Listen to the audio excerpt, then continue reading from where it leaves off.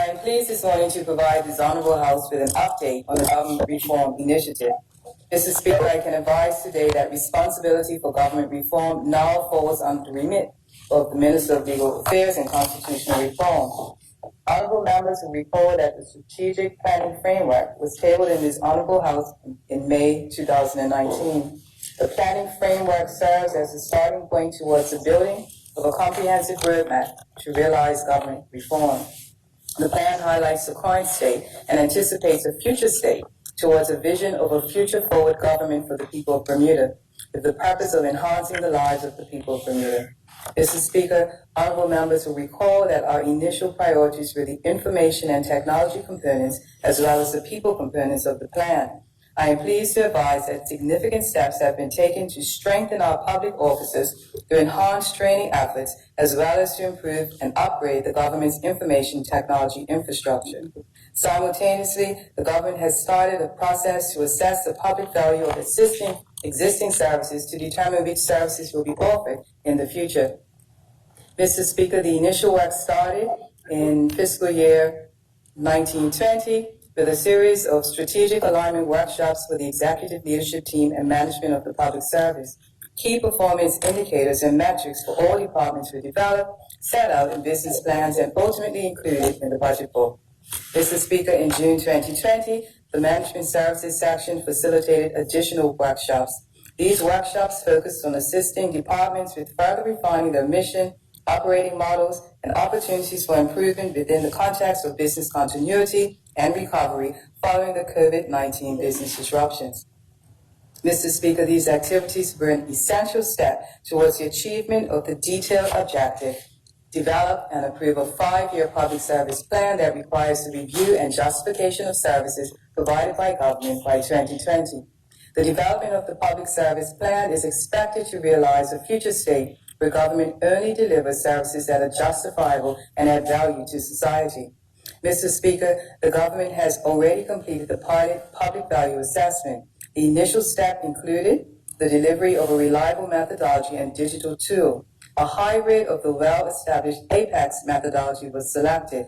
The data gathering for the pilot took place as part of the zero-based budgeting or ZBB process for fiscal year 2021. A public service value assessment was embedded in the digital forms completed during the planning period. Mr. Speaker, the scoring model applied considers the population served, the significance of the service, and risk profile. The scores will be used to organize existing public services into 5 categories of essential, important, needed, desirable, and optional. Mr. Speaker, budget preparation for fiscal year 21-22 has commenced, which means that the public value assessment is now in progress. Following analysis of the output, consultation on recommendations to inform the 5-year public service plan will begin. Meanwhile, Mr. Speaker, the government has been busy investing in the development of public officers. It is our intent that public officers' actions are driven by a customer service ethos and that the public service is driven by a culture of performance and accountability, which is why people capabilities has been identified as a government reform priority, as I indicated earlier. Progress toward the realization of these objectives is already underway. Mr. Speaker, you will be aware that this government embodies strong leadership, and it is our intent to ensure that the public service is reflective of the capable, steady, and proven leadership that Bermuda requires at this time. Therefore, government's Leadership Development Program was launched on July 15, 2020, and a cohort of 46 public officers have been selected to participate in the program. Mr. Speaker, the program, which will be managed by the Department of Employee and Organization Development, is designed to prepare senior officers to compete for head of department and permanent secretary posts as and when they become available. There is also an extended program that focuses on developing next-level leaders, as well as a management training part that is primed for further development of essential management skills. Mr. Speaker, to further support the development of public officers, a centralized online platform for training course registration accessible to all government employees is now available. The system eliminates the silos that makes all training available and makes all training available to segments of the service which has not been the case historically. Mr. Speaker, given the diversity of career opportunities, areas of specialization, and training opportunities within the service, work continues with the application developer to include online registration for specialized courses offered by all departments.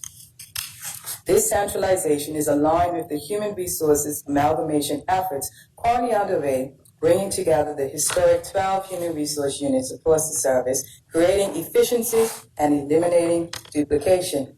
Much of the organizational development work to amalgamate the units and departments will be completed by the end of this fiscal year. Mr. Speaker, establishing the public service as an employer of choice, where talented individuals are rewarded fairly and valued over the long term, is an equally important part of our efforts. Therefore, the existing rewards and recognition, financial and non-financial, initiatives throughout the public service have been identified and collated for assessment. Also, a public service excellence award program has been designed with the aim of recognizing, appreciating, and celebrating outstanding performance. The Rewards Task Force is currently engaged in stakeholder consultation related to this and other rewards programs. Mr. Speaker, implementation of rewards program requires that we achieve the detailed objective of 100% of public officers have completed annual performance appraisals.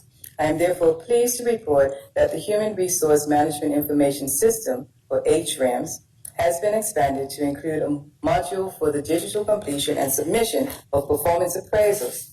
The expectation is a system which can be applied universally to assess the performance of all public officers at all levels and belonging to all collective bargaining units. Mr. Speaker, the standard performance appraisal module in the HRIMS went live in October 2020 for forward job planning. In April 2021, performance appraisals for BPSU staff will be completed and submitted in the HRIMS, and it's expected that other areas of the service will be transitioned to the new digital system thereafter.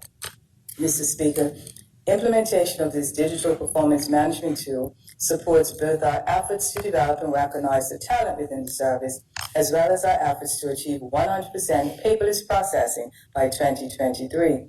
Mr. Speaker, following the rollout of the government reform planning framework last year, a paperless task force was established to coordinate the activities of the relevant government ministries and departments to make government services available to members of the public using the internet and mobile technologies. A paperless plan was developed to facilitate the creation of a modern public administration which is efficient, professional, and geared towards providing quality public services that address the needs and expectations of the public and businesses. Mr. Speaker, while the paperless initiative was already in channel, COVID-19 has been the catalyst for digital transformation. In particular, the government had to transform services quicker than expected, allowing us to complete the testing phase of the project ahead of schedule.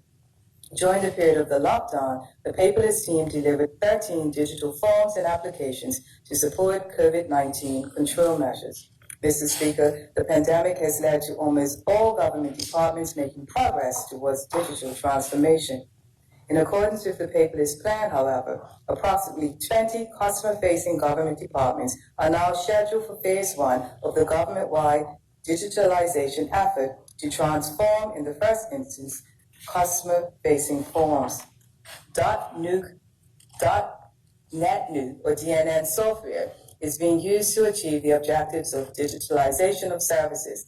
A DNN roadmap has been developed that provides a blueprint for action that aligns digital initiatives with short and longer term objectives. Mr. Speaker, the Forms initiative is designed to signal change. Paperless 2023 is a complex initiative, and a framework for a comprehensive approach has been set up. Notwithstanding the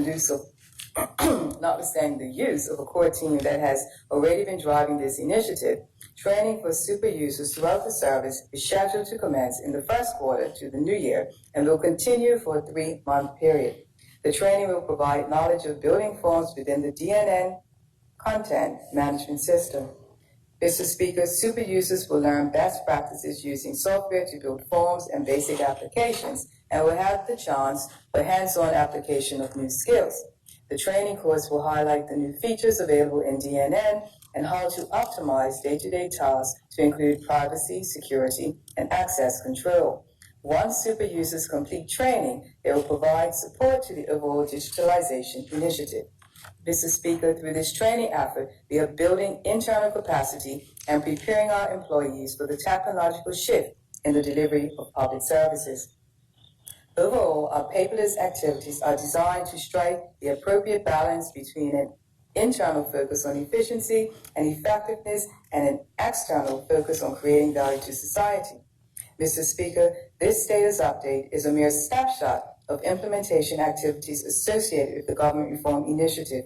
Much has been accomplished during the period since tabling the Government Reform Strategic Planning Framework. The government is acting on its plan with intent. The government has prioritized development of its people through our public offices and platform, which is our information technology, while simultaneously taking the necessary steps to undertake a value assessment of all public services with a view to using the data to make sound, data-driven decisions.